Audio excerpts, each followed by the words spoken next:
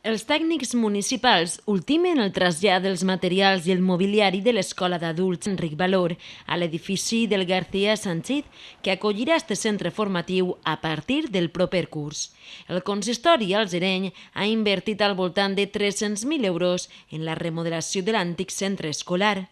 La comunitat educativa de l'EPA, junt als grups de l'oposició, s'han oposat a aquest trasllat que, finalment, no s'ha pogut evitar. Des del govern municipal sempre han defès que el canvi serà per a millor. Així ho manifestava la regidora d'Educació, Anabel Juárez, fa unes setmanes en ser preguntada per este tema. Se ha añadido un ascensor porque sabéis que hay adultos que a lo mejor tienen dificultad para subir, se ha climatizado todas las aulas cambiando los ventanales, se ha pintado por dentro y por fuera, bueno, y el que dentro ha quedado estupendo. Yo espero que sea un logro y luego un beneficio para todos los alumnos y alumnas que les está costando un poco moverse del sitio, que yo lo entiendo porque cualquier traslado pues siempre es un poco de molestia. Yo creo que van a salir beneficiados, van a tener muchos más espacios, es como si fuera un centro nuevo, se le da vida a otra zona de Alzira. D'altra banda, avui hi havia una visita prevista del grup municipal Compromís a les instal·lacions.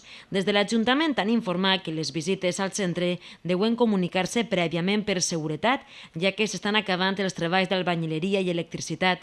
Per tant, l'Ajuntament ha de vetllar per la seguretat d'aquells que accedeixen. A l'edifici de l'Avinguda Josep Pau ja es troben la major part dels materials de l'EPA, des de mobles a llibres i tot tipus de material didàctic. Per tant, s'ha de tenir un control sobre la gent que entra i ix. L'edifici de l'EPA estarà a punt per a donar la benvinguda al pròxim curs escolar. L'espai on s'ubicava l'escola d'adults passarà a convertir-se en l'oficina d'atenció al ciutadà.